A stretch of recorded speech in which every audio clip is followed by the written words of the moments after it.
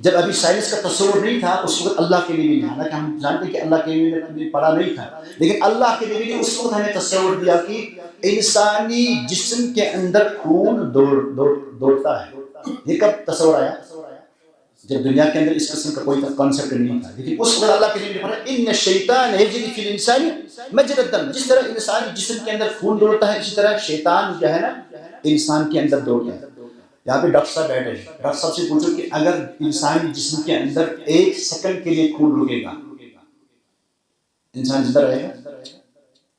Heart attack ہو سکتا ہے، brain haemorrhage ہو سکتا ہے، اور اگر پھر وہ خون جو ہے نا اس کا دوڑنا تھوڑی دیر کے لیے رکے گا، انسان کیا ہو جائے گا؟ مٹی میں جائے گا۔ انسانی جسم کے اندر خون کا دوڑنا جس طرح ہمیشہ درج 1 سیکنڈ کے لیے نہیں رکتا ہے، اسی طرح شیطان بھی اپنے مقصد کو پورا کرنے کے لیے 1 سیکنڈ بھی نہیں رکتا ہے۔ اس وقت ہم بیٹھے ہیں نا، کیا آپ کو لگ رہا ہے کہ شیطان سے دور ہے؟ کیونکہ اس کو پتا ہے کہ یہ انسان جو ہے نا ایسے راستے پہ چلا ہے کہ جو اس کو کہاں لے جائے گا۔ بھائی اس نے تو پہلے سے کوشش کی، اس نے تو ہمارے باپ کو بہکایا، اس کو وہاں سے نکالا، آپ تو اسی راستے میں جا رہے ہو، تو آپ کو کیا لگے گا کہ وہ آپ کو خوش رہے گا، آپ کو شاباشی دے گا؟ نہیں دے گا۔ آپ کی راستے میں پھول بچھائے گا؟ نہیں، بلکہ آپ کے راستے میں کانٹے بچھائے۔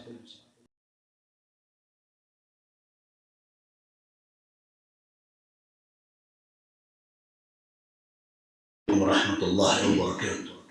الحمد للہ رب العالمین والعاقبۃ للمتقین ولا عدوان الا على الظالمین والصلاة والسلام على سید الانبیاء والمرسلین نبینا محمد وعلى آلہ وصحبہ اجمعین، اما بعد۔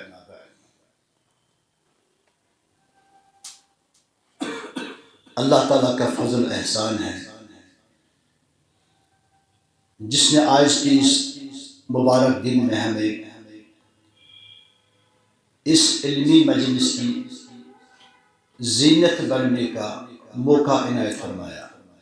اللہ تعالیٰ ہماری اس کاوش کو، یہاں جمع ہونے کو اللہ اپنے دربار میں قبول فرمائے، اور حمد و ثنا کے بعد درود و سلام ہو اللہ کے نبی صلی اللہ علیہ وسلم کی ذات اقدس پر،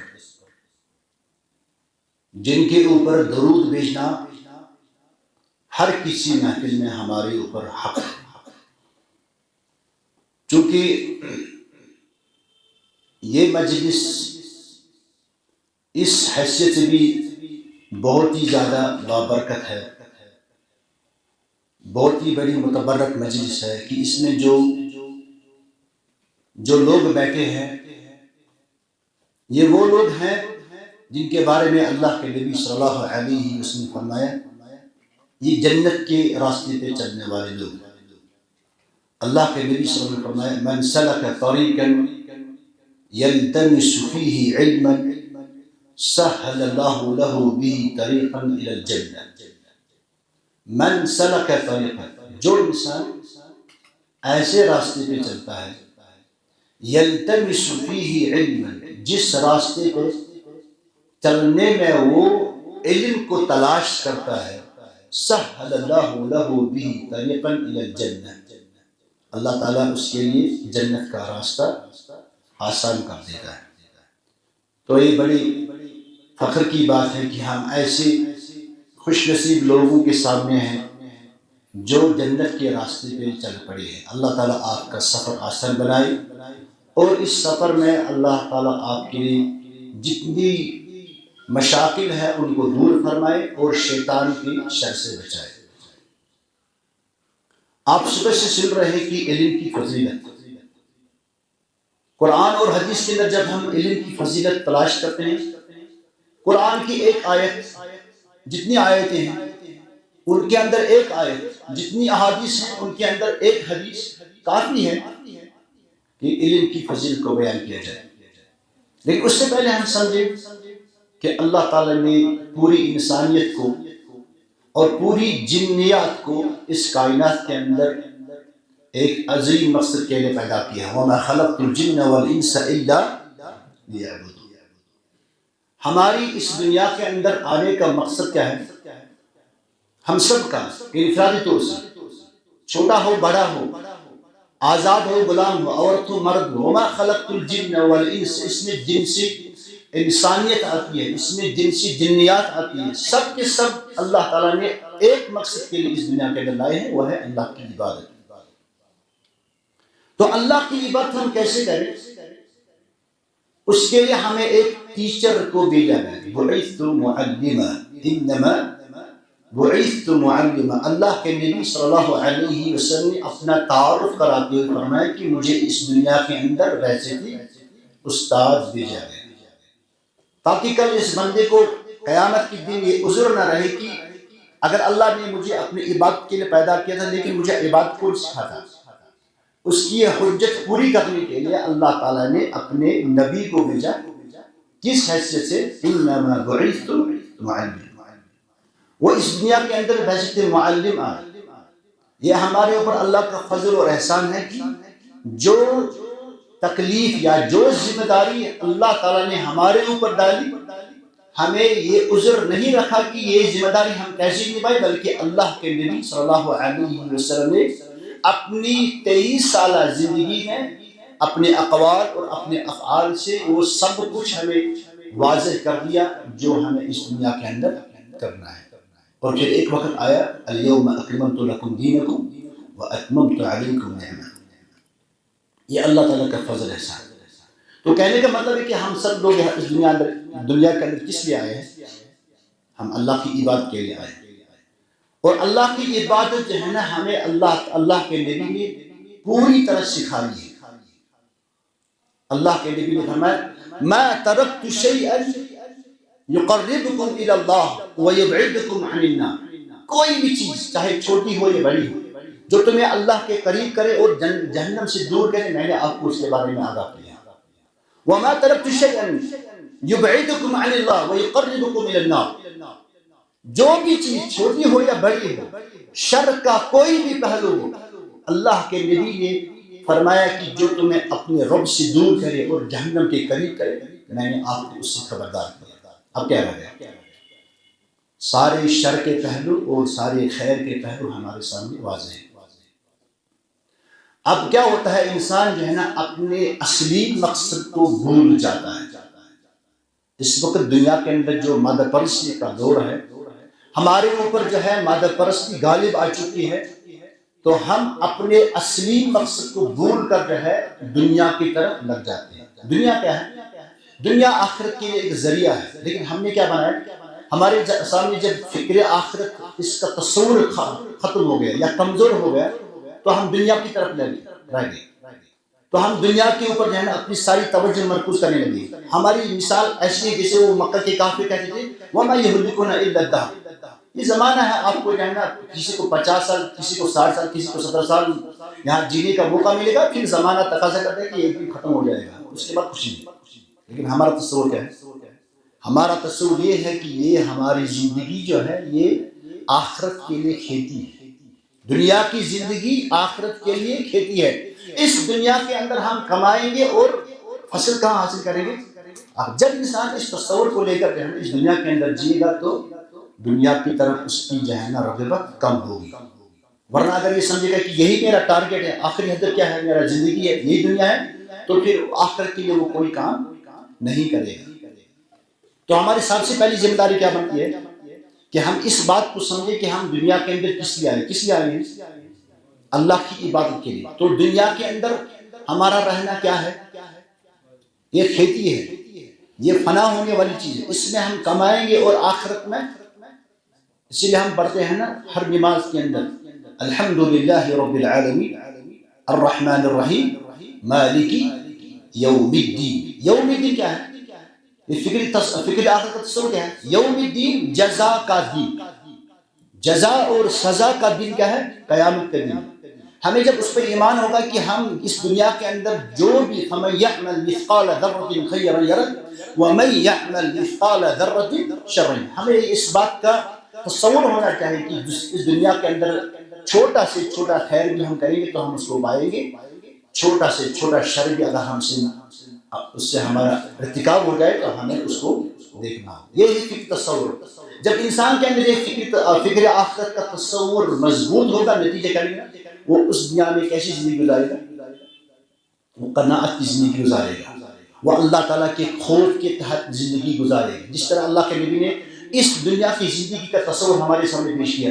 ایک دفعہ اللہ کے نبی ہم سو رہے تھے تو جب بیدار ہوئی تو عمر فاروق رضی اللہ تعالیٰ عنہ نے دیکھا کہ اللہ کے نبی صلی جسم مبارک پہ چٹائی کی جو ہے نشانات ہیں، تو اللہ کے نبی کے یہ منظر دیکھ کر عمر فاروق رو پڑے، تو فرمایا تو کہا کہ اے اللہ کے نبی آپ دیکھیں قیصر اور کسریٰ کس شان کے ساتھ رہ رہے ہیں اور آپ تو ان سے بڑے ہیں، آپ کیوں اپنے آپ کی طرف توجہ نہیں کرتے ہیں؟ تو اللہ کے نبی کیا فرمایا؟ ہمارے سامنے زندگی گزارنے کا ایک روڈ میپ انہوں نے بتایا اس کلمے، انہوں نے فرمایا کہ میری اور اس دنیا کی مثال کراکیبی، کس طرح ہے؟ ایک سوار کی طرح جو ایک منزل کی طرف جا رہا ہے اور راستے وہ تھک جاتا ہے، راستے میں اس کو جو ہے نا آرام کی ضرورت محسوس کرتا ہے، وہ کسی جگہ سائے کو دیکھتا ہے، کسی درخت کی نیچے آ کر جو ہے نا وہ تھوڑی دیر کے لیے آرام کرتا ہے، پھر اس کے بعد آرام کرنے کے بعد پھر اپنی منزل کی طرف روانہ ہونا۔ تو اس آرام کے وقت میں اس کو کیا ضرورت ہے؟ اس کو آرام چاہیے، اس کو دنیا کی کوئی چیز آرام آسائش کے لیے نہیں، اس کو یہ ضرورت نہیں ہے کہ اس سفر کے اندر وہ اتنی چیزیں لے جائیں تاکہ اس کے اوپر بوجھ زیادہ ہو جائے۔ یہ اللہ کے نبی نے ہمارے لیے زندگی کا تصور، اس کا تصور پیش کیا ہے۔ اصل میں اس وقت پرابلم کیا ہے کہ لوگوں کے ذہنوں میں یہ باتیں ہضم ہی نہیں ہوتی۔ کیوں نہیں ہوتی؟ ہم اس دنیا کے اندر کس لیے آئے ہیں؟ ہمارا اصلی زندگی گزارنے کا مقصد کیا ہے؟ اب اگر اس تعلیم یافتہ دور کے اندر یا مادہ پرستی کے دور میں اگر ہم لوگوں کو یہ بات سمجھیں کہ لوگ سمجھتے ہیں کہ یہ دقیانوسی بولتے ہیں، اس دنیا کے اندر ہمیں کیسے گزارا ہوگا؟ دراصل جو ہے نا ہم جب کسی ماحول کے اندر غرق ہو جاتے ہیں تو ہمیں پھر ایسے ہی دکھتا ہے۔ کوشش کو چونن اگر کھرس لاگو سبز عین ہوک باس گاس باس میں کیا باس گھاس تو سوکھا ہوگا لیکن اس کو نظر آئے گا کیا؟ وہی ہماری مثال ہو گئی۔ ہم جب اس دنیا کو دیکھتے ہیں نا تو ہمارے سامنے جو ہے نا ایک ہے فکری آخرت کا تصور کا آخرت کا تصور، وہ تو ہم سے کبھی کبھار تو لگتا ہے کہ یہ تصور ہے ہی نہیں ہمارے اندر۔ کبھی کبھار جب انسان کے تصورات دیکھتے ہیں نا، جھوٹ بولنا دنیا کے اندر، ظلم کرنا دنیا کے اندر، ایسی حرکتیں کرتے تو لگتا ہے کہ انسان کے اندر اس قسم کا تصور ہی نہیں ہے، اور کبھی کبھار لگتا ہے کہ تصور ہے لیکن وہ اس کو لگتا ہے نظریہ ہے۔ اور پھر دوسری چیز ہم نے کیا سمجھا ہے؟ وَمَا يَهْلِكُنَا إِلَّا الدَّهْرُ، کہ یہ صرف زمانہ ہے، اس میں ہمیں رہنا ہے، اس کے بعد بات آئی اور بات، تو اس حساب سے ہم رہ رہے ہیں۔ ورنہ اگر ہم اپنے مقصد کو جانتے ہوئے اس دنیا کے اندر زندگی گزارنے کا جو ہے ہنر سیکھتے، وَمَا خَلَقْتُ الْجِنَّ وَالْإِنسَ إِلَّا لِيَعْبُدُونِ، اللہ تعالیٰ نے ہمیں اس دنیا کے اندر جو ہے نا اپنی عبادت کے لیے پیدا کیا ہے، تو پھر ہمیں اس کے آگے سوچنے کی ضرورت نہیں پڑتی کہ پھر ہم زندگی کیسے گزاریں۔ ہم جس دین کے پیروکار ہیں اس کے اندر دنیا کی زندگی کو اگنور نہیں کیا ہے۔ کہیں آپ یہ نہ سمجھیں کہ یہاں پہ رہبانیت کی دعوت دی جاتی ہے، درویشی کی دعوت دی جاتی ہے، بلکہ ہمارا وہ دین ہے جس نے ہمیں یہ سکھایا گیا ربنا آتینا فی الدنیا حسنہ وفی الآخرۃ حسنہ۔ لیکن ہم نے کہا کہ یہ جو دنیا کی خوبصورتی ہے یہ کس لیے ہم استعمال کرنی ہے؟ ہمیں اس کو بطور کھیتی بنانا ہے تاکہ آخرت کے اندر ہم، کیونکہ آخرت کی زندگی ہماری ابدی زندگی ہے۔ یہ دنیا کی زندگی کیا ہے؟ یہ ٹیمپرری زندگی، یہ وقتی زندگی ہے۔ آخری زندگی ہماری آخرت کی ہے جو ہمیشہ رہنے والی ہے، اس میں ہمیں اپنے لیے اپنے منزل کا تعین کرنا ہے، ہمیں جنت میں جانا ہے یا جہنم میں جانا ہے۔ یہ سب کے لیے اوپن راستہ ہے، یہ میرے لیے بھی اور آپ کے لیے۔ البتہ یہاں پہ جب ہم ایسی مجالس قائم کرتے ہیں تو ضرورت کیا ہوتی ہے؟ ضرورت ہوتی ہے یاد دہانی، اور الحمدللہ اللہ تعالیٰ نے آپ لوگوں کو ایک اچھے مقصد کے لیے، ایک اچھے مشن کے لیے منتخب کیا ہے، کیونکہ اللہ کے نبی نے جو فرمایا من سلک طریقا، اس کا مطلب ہے سارے لوگ نہیں چلیں گے۔ حدیث کے جو الفاظ ہیں نا کہ جو انسان ایسے راستے پہ چلے گا، اس حدیث کا جو مفہوم ہے نا یہ ہمیں بتاتا ہے کہ سارے لوگ اس راستے پہ چلنے والے، جو چلنے والے ہوں گے وہ نمایاں ہوں گے۔ اور اللہ تعالیٰ نے سب سے پہلے آپ کو یہ شرف بخشا ہے کہ آپ نے جس راستے کا انتخاب کیا ہے وہ راستہ کیا ہے؟ جنت کو جانے والا راستہ ہے۔ اور اس کے بعد ابھی آپ جو ہے نا، آپ میرے فاضل دوست نثار صاحب کی زبانی سن رہے تھے کہ اللہ تعالیٰ نے آدم کو فضیلت دی. کس پہ؟ ایسی مخلوق پہ جن کے بارے میں اللہ تعالیٰ فرماتے ہیں لا یعصون اللہ ما امرهم. ہم سے تو نافرمانی ہوتی ہے، ہم بشر ہیں نا، ہم سے نافرمانیاں ہوتی ہیں، لیکن ایسی قوم، ایسی مخلوق جن سے کبھی نافرمانی کا امکان بھی نہیں ہے، اللہ تعالیٰ نے ایک نافرمانی کرنے والے انسان کو ایسی مخلوق پہ فضیلت دی. کیوں؟ کس وجہ سے؟ وَعَلَّمَ آدَمَ الْأَسْمَاءَ.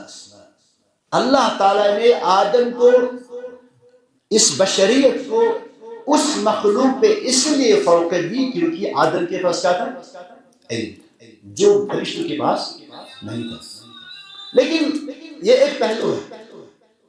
دوسرا پہلو یہاں پر آپ دیکھیں گے، آپ نے ابھی سنا اللہ تعالیٰ نے جب ان مراحل سے آدم کو گزارا، اس کے بعد اس کا ٹھکانہ کہاں رکھا؟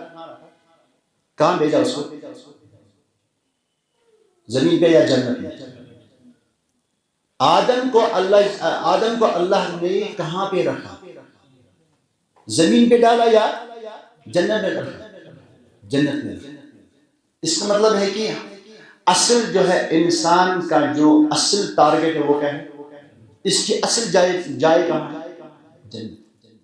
لیکن چونکہ اللہ تعالیٰ اس کائنات کے اندر جو چاہتا ہے وہ کرتا ہے، اللہ تعالیٰ نے اس انسانیت کو آزمائش میں ڈال دیا. میں اکثر جگہ پہ یہ کہتا ہوں کہ پہلے تو ہمیں جنت مفت میں ملی تھی، پہلے ہمیں جنت مفت میں ملی تھی نا. اگر آدم نے غلطی نہیں کی تو ہم کہاں ہوتے؟ جنت میں ہوتے. لیکن اللہ تعالیٰ کا کرنا تھا، اللہ تعالیٰ نے قانون بنایا تھا کہ نہیں، اس انسان کو میں آزمائش میں ڈالوں. تو نتیجہ کیا ہوا؟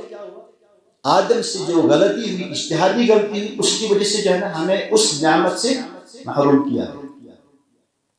اور اسی لیے اہل علم جب کہتے ہیں کہ جب انسان نافرمانیاں کرتا ہے تو نافرمانی کی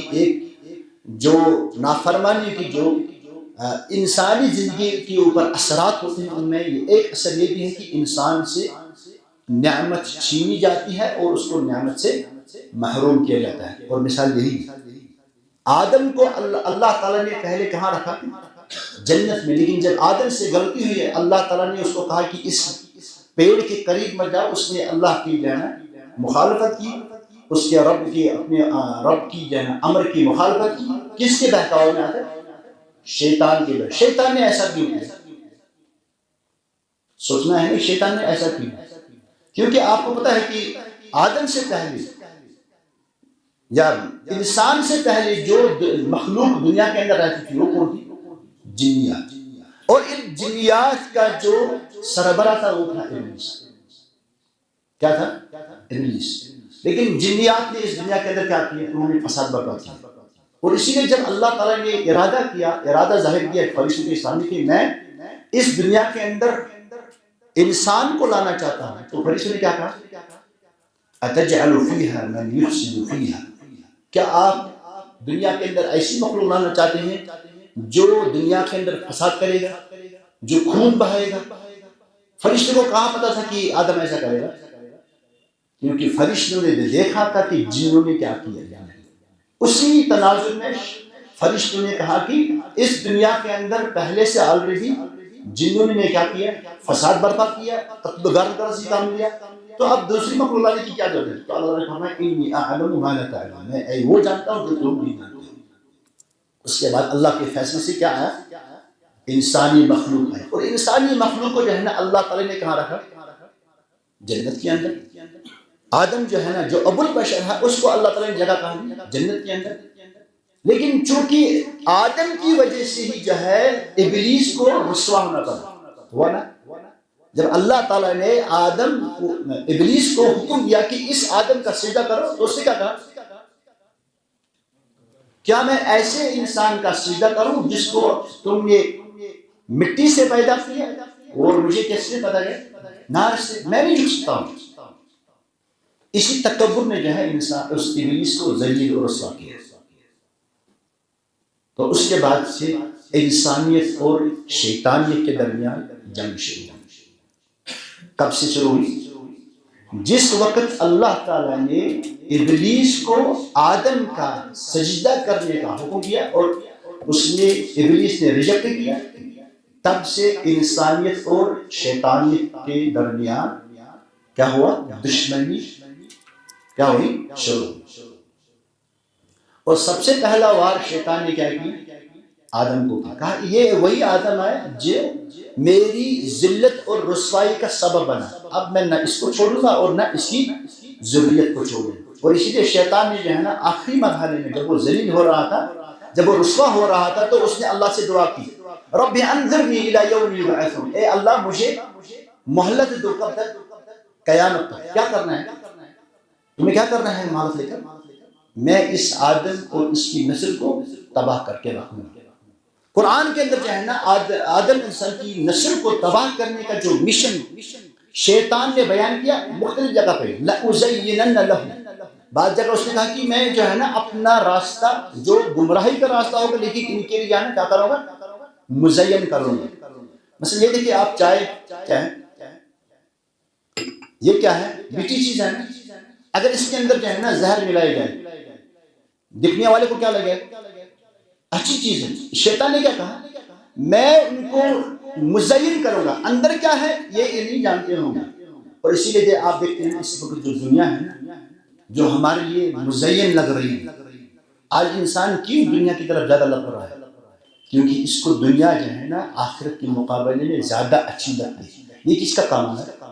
شیطان کا. کیونکہ شیطان نے جو ہے نا انسانیت کو بہکانے کے لیے جن مقاصد کو بیان کیا ان میں یہ مقصد کیا ہے. بعض جگہ آیا اس نے اعلان کیا کہ میرا مشن ہے کہ میں ان کو اصلی راستے سے ہٹاؤں گا، نمبر 1، وہ تو مین مقصد ہے. لیکن بعض جگہ آیا ہے قرآن کریم کے اندر کہ اس نے کہا کہ میں ان کو اپنی شیطانیت مزین کر کے پیش کروں گا. ان کو دکھنے میں کیا لگے گا؟ اچھا چیز، اور حقیقت میں کیا ہوگا؟ ان کے لیے تباہی ہوگا. تو میرے کہنے کا مقصد یہ ہے کہ آدم اور اس کی نسل اور ابلیس اور اس کی نسل کے اندر یہ عداوت، یہ جنگ کب شروع ہوئی؟ جب ابلیس کو جو ہے نا اللہ تعالیٰ نے آدم کے ذریعے سے رسوا کیا. اور یہ سلسلہ تب شروع ہوا اور یہ سلسلہ قیامت تک جاری رہے گا. یہاں کہنے کا مقصد کیا ہے؟ آپ لوگ جو ہے نا، میں نے پہلی حدیث بیان کی کہ آپ لوگ، اللہ تعالیٰ نے آپ کو ایسا شرف دیا ہے کہ آپ ایسے راستے پہ چل پڑے ہیں، آپ نے ایسے راستے کا انتخاب کیا ہے جو راستہ آپ کو جنت تک لے جائے گا. تو کیا آپ کو لگتا ہے کہ شیطان کو یہ چیز پسند ہوگی؟ پسند ہوگی؟ نہیں. اور اسی لیے ہم دیکھتے ہیں کہ شیطانی حربے، شیطان کی جو کوششیں ہیں وہ طالب علموں میں کیوں زیادہ نظر آتی ہیں؟ کیونکہ میں نے کہا جو دشمنی، جس دشمنی کا آغاز اس وقت پیدا ہو، جس دشمنی کا آغاز اس وقت ہوا جب ہمارا ابو البشر آیا، اور یہ دشمنی کب تک رہے گی؟ رب انظرنی الی یوم یبعثون. اس وقت جہاں ہم اپنے معاشرے میں مادہ پرستی کے اس دور میں جہاں ہم دیکھ رہے ہیں کہ نوجوانوں کی اکثریت جو دین سے دور ہو رہی ہے، اور اچھی چیز ہے کہ ہم ایسے چہروں کو دیکھیں جہاں عمر کا کوئی تمیز نہیں، چھوٹے سے چھوٹا بچہ بھی اور بڑے سے بڑا آدمی بھی، اس نے جو ہے نا اس راستے کا انتخاب کیا ہے. اور میں اس کے لیے آپ کو دلی طور سے مبارکباد دیتا ہوں کہ اللہ تعالیٰ نے آپ کو توفیق دی اس اچھے راستے کا انتخاب کرنا. لیکن اب آپ کی ذمہ داری بڑھتی ہے. اس کو میں 2 چیزوں میں بیان کروں گا. میرے پاس ٹائم ختم ہو گیا، اگر 5 منٹ دے دیں گے، کیونکہ میں اپنی بات جو ہے نا 2 چیزوں میں 2-4 یعنی اپنی بات 2 حصوں میں تقسیم کر لیتا ہوں، اور اسی میں انشاءاللہ 5 منٹ دے دوں گا. اس وقت جہاں ہم دیکھ رہے ہیں کہ طالب علم کسی حد تک 1% ہے، 2% جو ہماری سوسائٹی کا ہے، وہ اس وقت انہوں نے اچھے راستے کا انتخاب تو کیا ہے، لیکن ہم ایک چیز کو اگنور کر رہے ہیں، ہم ایک چیز کو نظر انداز کر رہے ہیں. اس دشمنی کو، جو دشمنی کب پیدا ہوئی؟ جب ہمارا ابو البشر، جب ہمارا باپ اس دنیا کے اندر آیا. اور آج تک وہ شیطان اپنے مشن پہ لگا ہے، لیکن ہم نے اس مشن کو نظر انداز کیا ہے. اور یہی وجہ ہے آپ دیکھ رہے ہیں کہ جب طالب علم، اس کو شیطان کو پتا ہے. اللہ کے نبی نے ہمیں شیطان کی موجودگی کا تصور کیسے دیا؟ ان الشیطان یجری فی الانسان مجری الدم. جب ابھی سائنس کا تصور نہیں تھا اس وقت اللہ کے نبی نے، حالانکہ ہم جانتے ہیں کہ اللہ کے نبی نے پڑھا نہیں تھا، لیکن اللہ کے نبی نے اس وقت ہمیں تصور دیا کہ انسانی جسم کے اندر خون دوڑتا ہے. یہ کب تصور آیا؟ جب دنیا کے اندر اس قسم کا کوئی کانسیپٹ نہیں تھا. لیکن اس وقت اللہ کے نبی نے فرمایا ان الشیطان یجری فی الانسان مجرى الدم. جس طرح انسانی جسم کے اندر خون دوڑتا ہے اسی طرح شیطان جو ہے نا انسان کے اندر دوڑتا ہے. یہاں پہ ڈاکٹر صاحب بیٹھے ہیں. ڈاکٹر صاحب سے پوچھو کہ اگر انسانی جسم کے اندر 1 سیکنڈ کے لیے خون رکے گا انسان زندہ رہے گا؟ ہارٹ اٹیک ہو سکتا ہے، برین ہیمریج ہو سکتا ہے. اور اگر پھر وہ خون جو ہے نا اس کا دوڑنا تھوڑی دیر کے لیے رکے گا انسان کیا ہو جائے گا؟ مٹی میں جائے گا. انسانی جسم کے اندر خون کا دوڑنا جس طرح ہمیشہ گردش کرتا ہے 1 سیکنڈ کے لیے نہیں رکتا ہے، اسی طرح شیطان بھی اپنے مقصد کو پورا کرنے کے لیے 1 سیکنڈ بھی نہیں رکتا ہے. اس وقت ہم بیٹھے ہیں نا، کیا آپ کو لگ رہا ہے کہ شیطان سے دور ہے؟ کیونکہ اس کو پتا ہے کہ یہ انسان جو ہے نا ایسے راستے پہ چلا ہے کہ جو اس کو کہاں لے جائے گا. بھائی اس نے تو پہلے سے کوشش کی، اس نے تو ہمارے باپ کو بہکایا، اس کو وہاں سے نکالا. آپ تو اسی راستے میں جا رہے ہو تو آپ کو کیا لگ رہے گا کہ وہ آپ کو خوش رہے گا، آپ کو شاباشی دے گا؟ نہیں دے گا. آپ کے راستے میں پھول بچھائے نہیں بلکہ آپ کے راستے میں کانٹے بچھائے.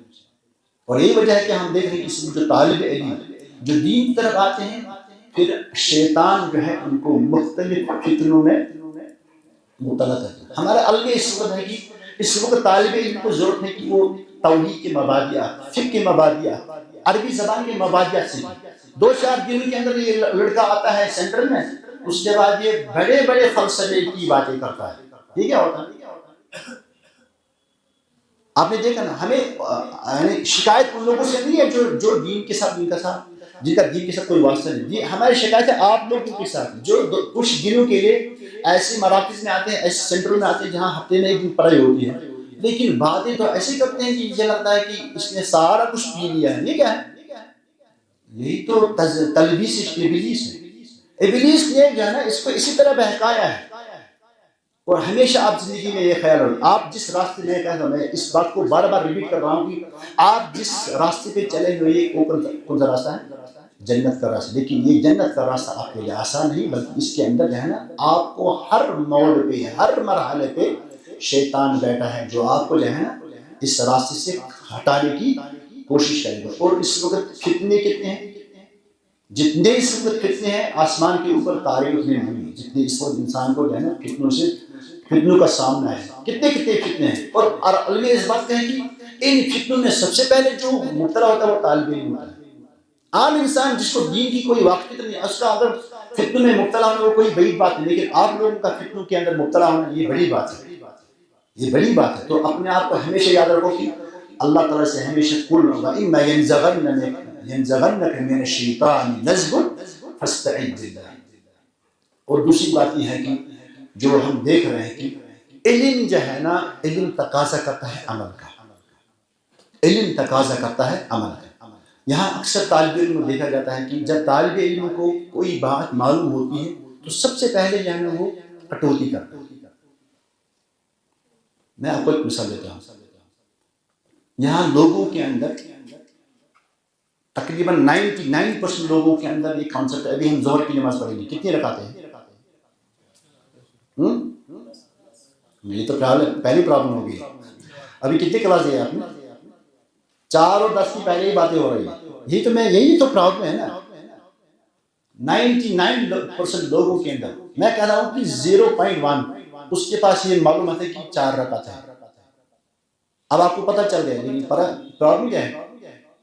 اور پھر آپ 4 ہی پڑھتے ہیں. تو علم کیا ہے؟ علم نے کوئی آپ کو فائدہ پہنچایا؟ علم نے کیا کیا؟ علم نے آپ کو عمل سے دور کیا. اور یہی تو شیطان چاہتا ہے. جب ہم مثلا میں ذاتی طور جب میں کلیہ سلفی میں پڑھتا تھا تو لوگوں کی نظریں ہمارے اوپر تھی کہ بھائی یہ مولوی بننے جا رہے ہیں. ہم نے یہ ٹائٹل پسند کیا تھا کہ ہمیں مولوی، تو لوگ جو ہے نا ہمارے اوپر اپنی نظریں رکھتے ہیں. اس کے بعد جب مدینہ سے فارغ ہوئے تب ہمارے اوپر نظریں اور زیادہ ہوئی.